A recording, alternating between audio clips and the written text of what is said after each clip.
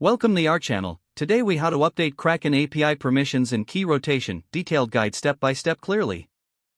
To begin updating your Kraken API permissions, log into your Kraken account. Navigate to the API section in your account settings. Locate the API key that you want to update. Click on the Edit button next to the selected key. Review the current permissions assigned to the API key. Adjust the permissions according to your requirements. For enhanced security, consider enabling only the necessary permissions.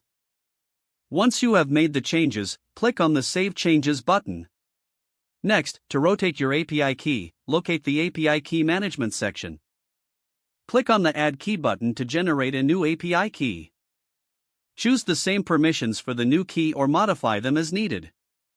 After generating the new key, make sure to save your new API key somewhere secure.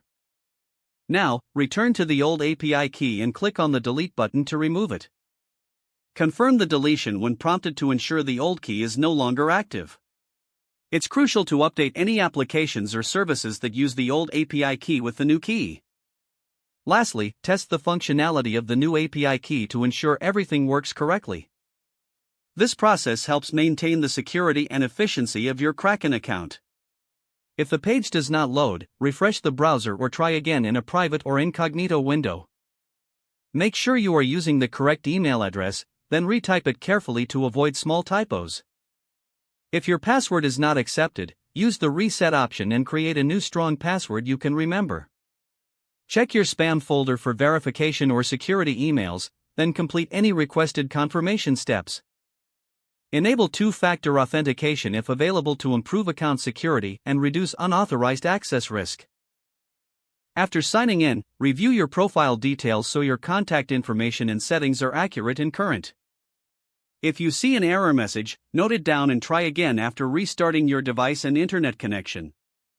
Log out when you finish, especially on shared devices, to keep your account and payment information secure.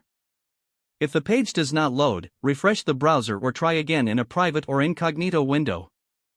Make sure you are using the correct email address, then retype it carefully to avoid small typos. If your password is not accepted, use the reset option and create a new strong password you can remember.